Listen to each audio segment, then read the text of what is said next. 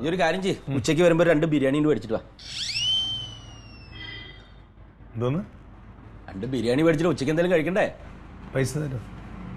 പൈസ ബിരിയാണിക്ക് പൈസ ഉണ്ട്. 250 രൂപ ആവും. പൈസ ഉണ്ടാ?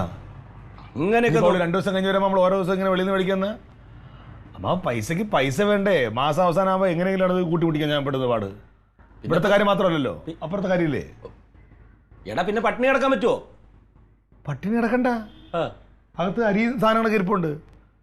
ഒരു കലം എടുത്ത് വയ്ക്കുക, അതിൽ കുറച്ച് വെള്ളം ഒഴിക്കുക, അത് തിളച്ച് വരുന്ന സമയത്ത് അരി കഴുകിയിട്ട് അതിനകത്ത് ഇടുക.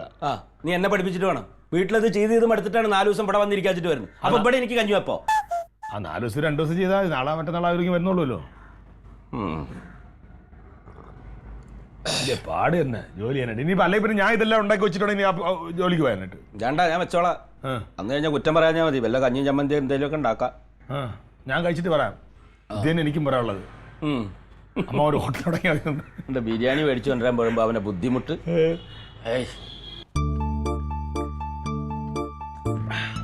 എന്തോക്കളെ എന്തേ ഡാഡി വിളിക്കണം. വേണ്ട, ഞാൻ ചായ കുടിച്ചു എന്ന് പറ. ഭക്ഷണം കഴിക്കാൻ പിന്നെ വരാം. അല്ല, ഡാഡിക്ക് എന്താ പറയാണ്ടെന്നോ എന്തോന്നാ. അവനോട് ഇങ്ങോട്ട് വരാൻ പറ. ഡാഡി അവിടെ എന്തോ വയസ്സായില്ലേ? വയസ്സായില്ല അവൻ. അവന്റെ ഈ പടി കയറുമ്പോ അവന്റെ തടി അണങ്ങിയാലോ.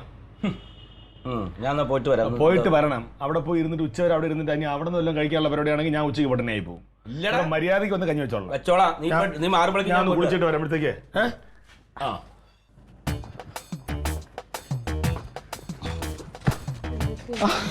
അമ്മ അവിടെ ഉണ്ടായിരുന്ന? ഞാൻ കുറച്ചേരാ, ഞാൻ ലേറ്റസ്റ്റിന്റെ അടുത്തൊരു കാര്യം സംസാരിക്കാൻ വന്നത്. ശരി ശരി മോളെ.